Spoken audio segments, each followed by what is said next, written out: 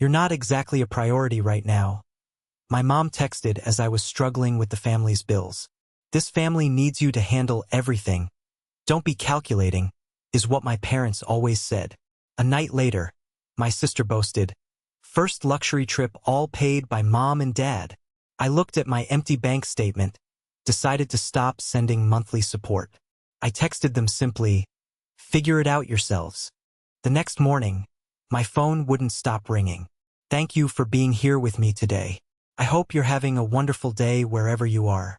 I'd love it if you could share in the comments which city or country you're watching from and what time it is there. Now, let's begin our story together.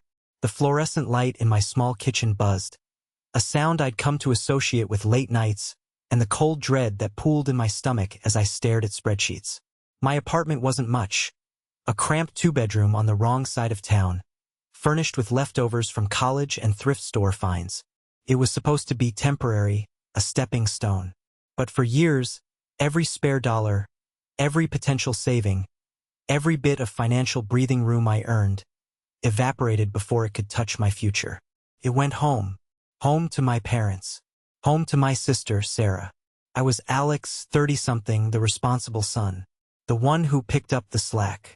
Not because I was asked nicely, but because it was the silent contract of my existence in that family. "Family is everything, Alex," my mother would say, her voice soft but laced with an expectation that felt heavier than lead. "Blood is thicker than water. We have to support each other, unconditionally." Unconditional support, I learned, meant my support for them. Growing up, Sarah was the bright, shining star. Petite, beautiful, effortlessly charming. She floated through life while I was the steady anchor, the one expected to be practical, reliable, and, most importantly, financially capable. They never explicitly said it, but the message was clear in the way they celebrated her minor achievements while glossing over my milestones, in the way they indulged her every whim while preaching fiscal responsibility to me. I deferred my dream of grad school, the one that would have launched my career, because mom and dad needed help with the mortgage. I took a stable, if uninspiring, job that paid decently but left me feeling creatively stifled. Vacations were a foreign concept. Retirement savings felt like a cruel joke. All my energy, my youth, my money was poured into their lives. I paid bills, covered car repairs for Sarah, even chipped in for their unexpected expenses, which seemed to happen with alarming regularity. When I'd occasionally, hesitantly, bring up my own struggles, the fact that I was living paycheck to paycheck despite working 45 hours a week, that I had zero savings, the response was always the same. My mother had a way of sighing, a specific, put-upon sound that immediately made my shoulders tense. Then she'd press her hand to her chest, her eyes taking on a wounded look. "Oh, Alex," she'd say, her voice barely a whisper. "Don't be so calculating. We're family. You make it sound like we're keeping score. This family needs you to handle these things. It's just what you do." My father would usually nod along, adding a quiet, "Your mother's right, son. Just do what you can." That phrase, "Don't be so calculating," it was a weapon they'd honed over years, designed to pierce through any boundary I dared to erect. It turned basic financial prudence into a moral failing, love into an obligation to be bled dry.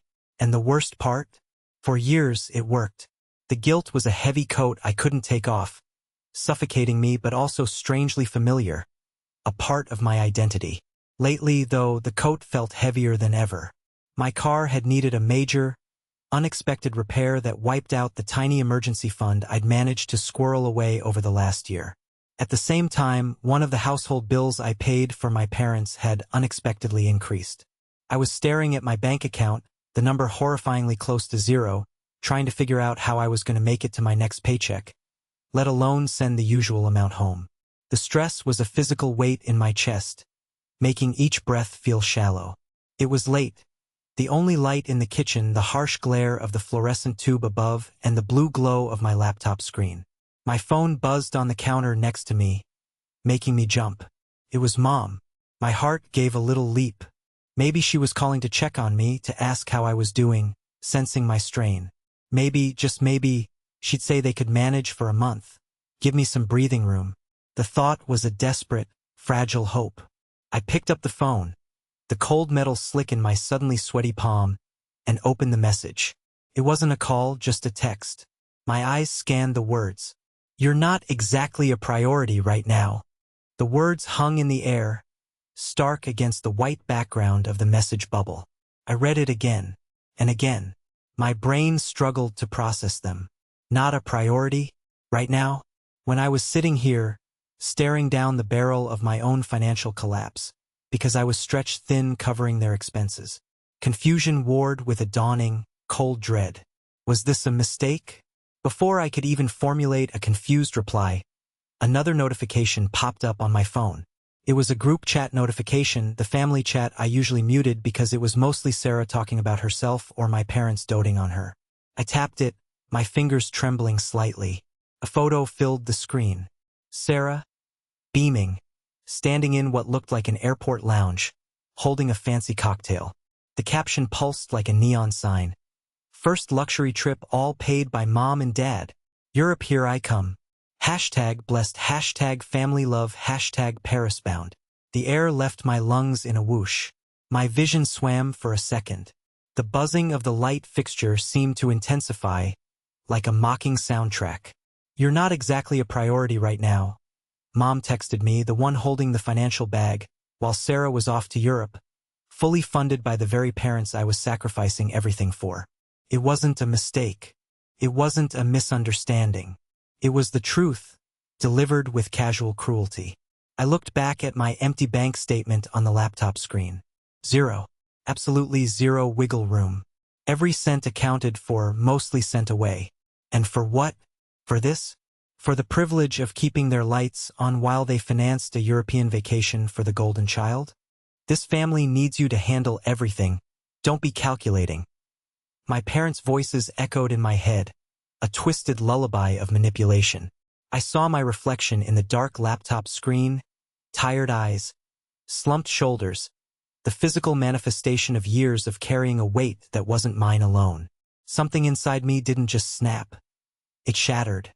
The pieces of guilt, obligation, and the desperate need for their approval, which had formed my identity for so long, broke apart. In their place, a cold, clear resolve began to form, hard and unyielding as granite. I wasn't a priority. I had never been a priority. I was just a resource, and resources could run dry. I looked at Sarah's beaming face in the photo again, the carefree joy radiating from her while I felt hollowed out. Then I looked at the text from my mother. Not a priority. Okay. Message received. Loud and clear. My thumb hovered over the messaging app. The usual guilt trip phrases queued up in my mind, ready to be deployed by them the moment I pushed back. But they felt distant, like static on a radio I was no longer tuning into. My fingers moved, not with hesitation, but with a strange, steady certainty. I opened the message thread with my mother. My mind was a sudden, serene blank. There was no anger left, just the quiet finality of a door closing. I typed 4 simple words. "Figure it out yourselves." I hit send. The little blue checkmarks appeared instantly. Read. For a long moment, there was silence. Just the buzzing light and the sound of my own breathing, which finally felt deep and full for the first time all night. Then the phone exploded. It started with a call from Mom. The screen lit up, her contact photo beaming falsely cheerful. I stared at it. My finger hovered over the green answer button.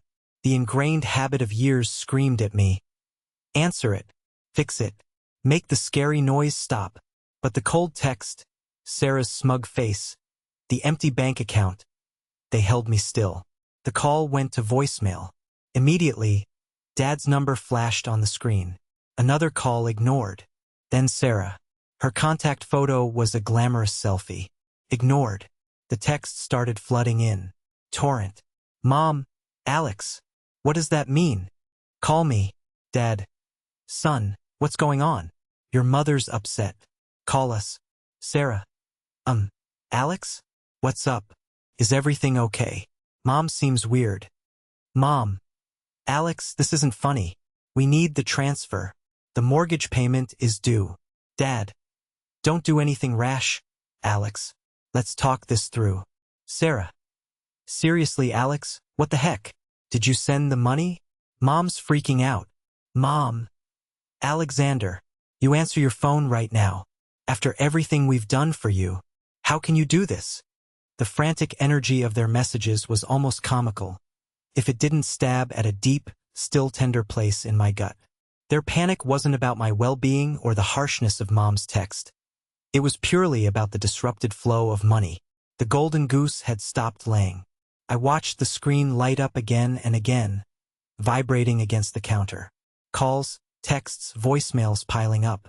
The noise felt aggressive, a violation of the quiet resolve I had just found. My hand moved again, this time to the settings, silencing the calls and notifications from their numbers. The sudden quiet felt immense, terrifying, and utterly, wonderfully liberating. I sank into the nearest chair, the worn upholstery familiar against my back. I was adrift. I had cut the anchor. Where I would drift, I had no idea. But for the first time in a long time, the direction was mine to choose. The fear was a cold knot, but beneath it, a spark of defiant warmth began to glow. I had finally said no. The next few days were a strange blur of anxiety and defiant calm. My phone, once silenced, was a constant reminder of the storm raging outside my self-imposed quiet. I listened to a few voicemails.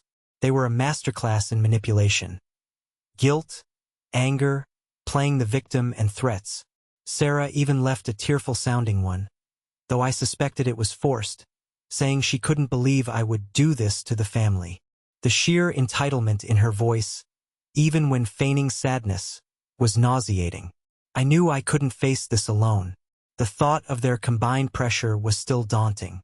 My friend, Mark, had always seen the dynamic, gently nudging me for years to set boundaries. I called him, pouring out the story, the text, Sarah's trip, my breaking point. The cutoff felt like lancing a festering wound. Painful but necessary. Mark listened patiently, his calm voice a balm to my frayed nerves. Alex, he said finally, it's about damn time. I know it's terrifying, but you did the right thing. You were drowning, and they were asking you to fetch them a cocktail.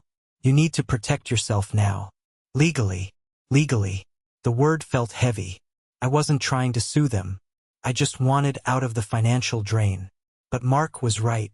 They were unpredictable and capable of framing me as the villain. He recommended a lawyer he knew, Sarah Jenkins, sharp, no nonsense, specializing in financial disputes and family issues, but not the nasty kind of family law. Meeting Sarah Jenkins was like stepping into a different world. Her office was calm, orderly. I laid out the situation, showed her the texts, the bank statements showing years of transfers. As she listened, her expression was one of steady, professional concern, occasionally hardening into something that looked like quiet disapproval.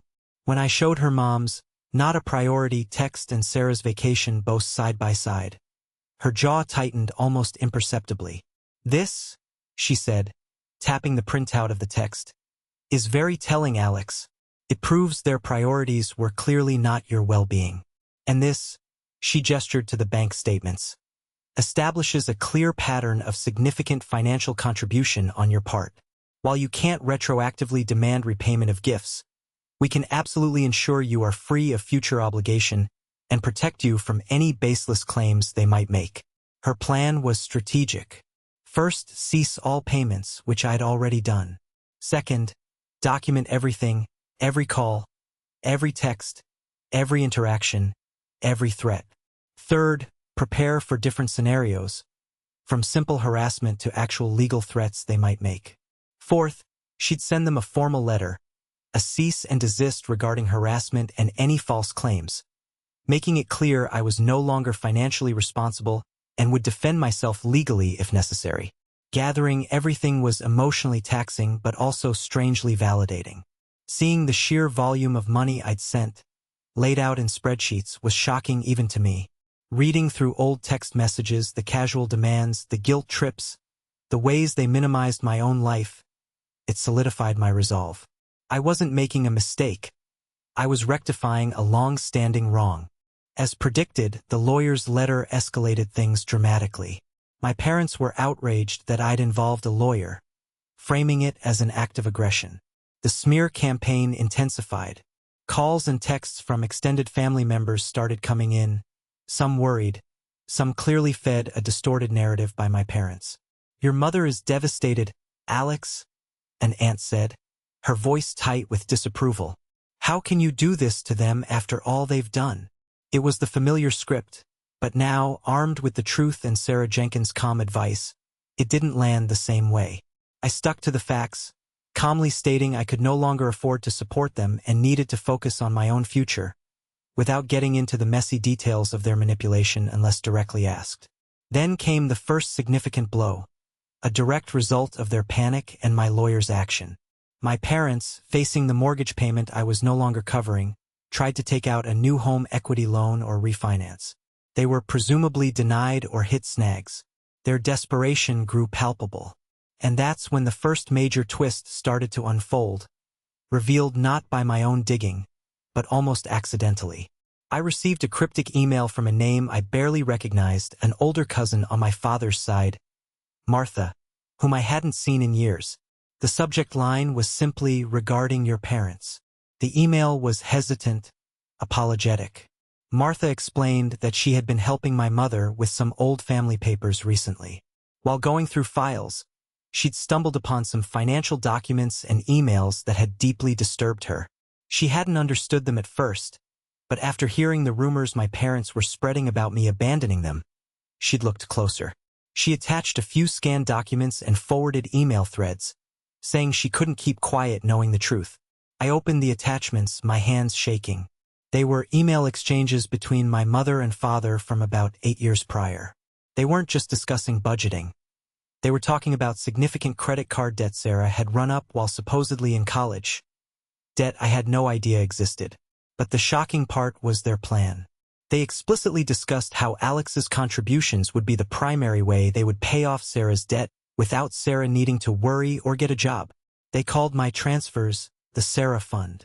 One email from my father even mentioned wanting to leverage Alex's sense of responsibility to ensure the payments continued. My breath hitched. It wasn't just general support. My money, my sacrifices, had been specifically earmarked, in part, to clean up Sarah's financial messes I didn't even know about. I had been paying off my spoiled sister's secret debts while living on ramen noodles. The betrayal was deeper, colder than I had imagined. It wasn't just passive acceptance of my help. It was active, calculated redirection of my funds towards the favored child's irresponsibility. This evidence was a bomb. I sent it immediately to Sarah Jenkins. Her response was swift. "This changes things, Alex. It shows a clear intent to deceive you about the use of your funds and demonstrates a pattern of leveraging your support specifically for your sister's benefit. This isn't just about stopping future payments. This could potentially be the basis for recovering some funds, or at the very least, it's powerful leverage against any action they might try to take." Emboldened by the truth and armed with concrete evidence, my fear began to recede, replaced by a quiet, burning anger. They hadn't just taken my money. They had stolen my choices, my future, and my sense of being a valued member of the family. They had reduced me to a walking trust fund for Sarah. The next step was the confrontation. Sarah Jenkins advised against a private meeting. Their capacity for gaslighting was too high. She recommended a mediated session or, even better, presenting the evidence in a controlled, somewhat public setting where their usual tactics would be less effective and there would be objective witnesses. As fate would have it, a distant relative's memorial service was scheduled. My parents and Sarah would be there, along with many other family members and mutual acquaintances who had heard the rumors. It was the perfect, albeit nerve-wracking, opportunity for a moment of justice. Sarah Jenkins helped me draft a concise, factual statement and advised me to remain calm, presenting the evidence without emotion. Cousin Martha agreed to be present for support. The day of the service was overcast, the air heavy with unspoken grief and, for me, simmering tension. Seeing my parents and Sarah across the room at the post-service gathering made my stomach clench. My mother, dressed impeccably, had that familiar, strained smile, playing the role of the grieving matriarch, occasionally casting pointed, hurt looks in my direction when she thought no one was looking. Sarah hovered nearby, looking uncomfortable, clearly aware of the family gossip. I waited until the initial wave of condolences had passed and people were mingling, grabbing coffee and small sandwiches. I took a deep breath and walked towards a small group of relatives and family friends my parents were talking to, including my cousin Martha. "Mom, Dad," I said. My voice steady despite the tremor in my hands. I hoped no one noticed. "Could I have a word? With everyone here." My parents turned, their smiles freezing. Sarah visibly stiffened. The air crackled. The surrounding conversations died down as people sensed the tension. My mother's hand went to her chest, ready to deploy her signature move. "Alexander," Dad said, his voice wary, "this isn't the time or place." "Actually, Dad," I said, holding their gaze, "given the stories you've been spreading about me abandoning you and being heartless, I think this is exactly the place. In front of the people you've been telling lies to." A gasp went through the small crowd. My mother's face paled slightly, but her eyes narrowed. "I don't know what you're talking about, Alex. We've only expressed our worry." "Worry?" I asked, a dry, bitter amusement touching my voice. "Or anger that I stopped paying your bills? You texted me, Mom, while I was struggling to make ends meet, that I wasn't a priority." Less than 24 hours later, Sarah was boasting about the luxury trip you'd paid for. I pulled out my phone, showing the not a priority text and Sarah's vacation photo to the people nearest me. Whispers erupted. Sarah stepped forward, her face flushed. "That's different, Alex. That was a gift. You're just jealous." "Jealous?" I repeated. "Jealous that Mom told me I wasn't a priority while you were flying first class on my dime?" I held up my phone again, this time displaying the emails Martha had forwarded. "I have emails here," I said, my voice gaining strength, "between Mom and Dad, planning how Alex's contributions, my money, earned by sacrificing my own future, would be used as the Sarah Fund to pay off your secret credit card debt from years ago, Sarah. Debt I knew nothing about. They weren't just taking my money for family expenses. They were specifically funneling it to cover your irresponsible spending, while telling me not to be calculating and making me feel guilty if I ever said no. Silence. A heavy, stunned silence. My parents stared at the phone in my hand, their faces frozen in disbelief and dawning horror. Sarah looked like she might faint. The social mask they had worn for years, the image of the loving parents and the sweet, carefree daughter, shattered on the spot. People murmured, turning to look from me to my parents, then to Sarah. Cousin Martha gave me a small, supportive nod. "That's a lie," my mother shrieked, recovering her voice, but it was high-pitched and frantic, not her usual controlled tone. Her hand went to her chest, but the gesture was frantic, not dramatic. "Those emails they're out of context. Alex, you're making this up. You're trying to ruin us. The context is right there, Mom," I said, my voice quiet now, but firm. "Your own words, your own plan, leveraging my sense of responsibility to fund Sarah's lifestyle and bailouts, while dismissing my own struggles. This isn't about being calculating. This is about being used, lied to, and treated as less important than a luxury vacation or hidden debt." My father finally spoke, his voice raspy. "Son, we can explain." "There's nothing to explain, Dad," I interrupted, cutting him off, something I'd never dared to do before. "The truth is out. You used me. Both of you." I looked at Sarah. "And you benefited from it, knowing I was sacrificing everything while you spent freely." Sarah started to cry, but it sounded performative, lacking the genuine brokenness I felt. "How can you do this? To us? At a memorial? How could you do what you did to me? For years?" I countered, the rhetorical question hanging in the air. "This isn't easy for me, but I won't be your ATM anymore. And I won't let you lie about why I had to stop." I stood there for another moment, letting the weight of the truth settle. Then, I simply turned and walked away, leaving them standing amidst the wreckage of their carefully constructed facade. surrounded by the stunned silence and questioning eyes of their relatives and friends. The air outside felt cool and clean against my skin.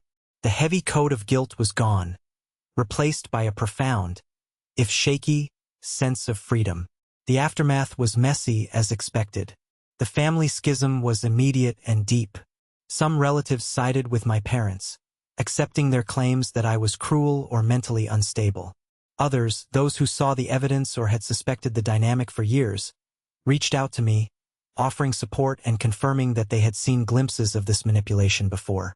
My cousin Martha became a true ally, helping to counter the narrative my parents were spinning. Financially, things shifted dramatically for my parents and Sarah.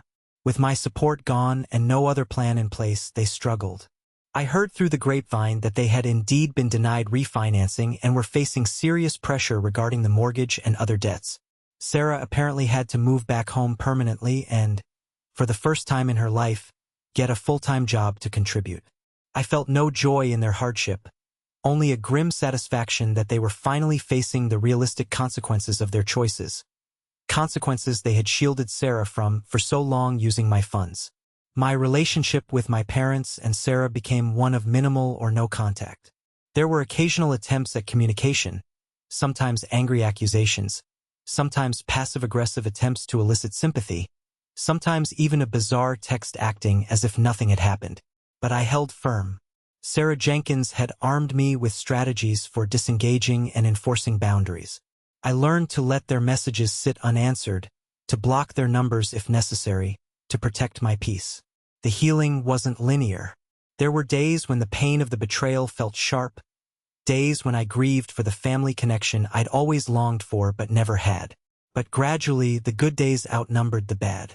I started putting the money I would have sent them into a savings account for myself.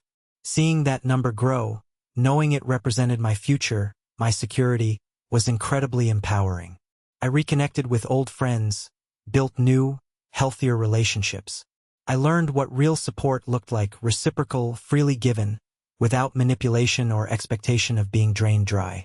My friend Mark and cousin Martha became pillars of my chosen family, people who saw me, valued me, and supported my well-being. I didn't become instantly rich or famous. My life wasn't a perfect movie ending, but it was mine. I pursued that grad school program part-time, slowly working towards the career I actually wanted. I started saving for a down payment on a modest place, something that felt impossible before. The lessons I learned were hard-won. The most important, that self-respect isn't selfish. That boundaries aren't walls to keep love out, but rather lines to keep toxicity from poisoning you. That family isn't just determined by blood, but by respect, trust, and mutual care. I had spent years trying to earn love and validation from people incapable of giving it freely. My freedom came when I stopped seeking their approval and started building my own life, based on my own values. Standing in my small apartment now, looking at my growing savings account, the quiet no longer feels terrifying.